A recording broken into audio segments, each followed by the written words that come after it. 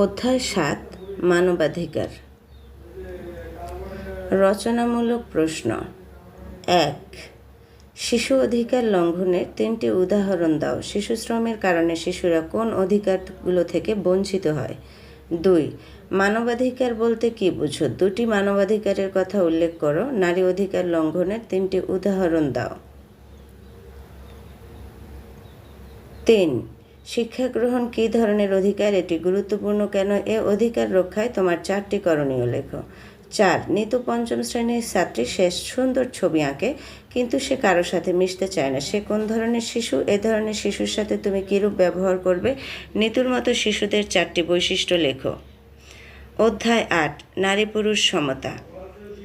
রচনামূলক প্রশ্ন। ১.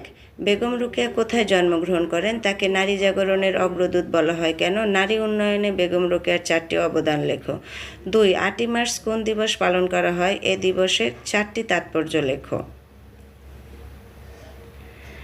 ৩. বিশ্বে নারী পুরুষের সমতা প্রতিষ্ঠায় কী আছে? নারীরা কিভাবে নির্যাতনের শিকার হচ্ছে তা 4টি বাক্যে লেখো। অধ্যায় ৯ আমাদের দায়িত্ব ও কর্তব্য। রচনামূলক প্রশ্ন। ১. সমাজ কি? মানুষ সমাজে বাস করে কেন? সমাজকে সুন্দর রাখার 4টি উপায় লেখো। ২. রাষ্ট্র পরিচালনার জন্য সরকার গঠন করা হয়। রাষ্ট্র পরিচালনা করতে হলে সরকারের কী প্রয়োজন? এ প্রয়োজন মেটাতে হলে কী করা উচিত? এই কাজটি করার 4টি সুফল লেখো। ৩. প্রাথমিক চিকিৎসা বাক্স কি? বাড়িতে এটি রাখা প্রয়োজন কেন? প্রাথমিক চিকিৎসা বাক্সের 4টি উপকরণের নাম লেখো।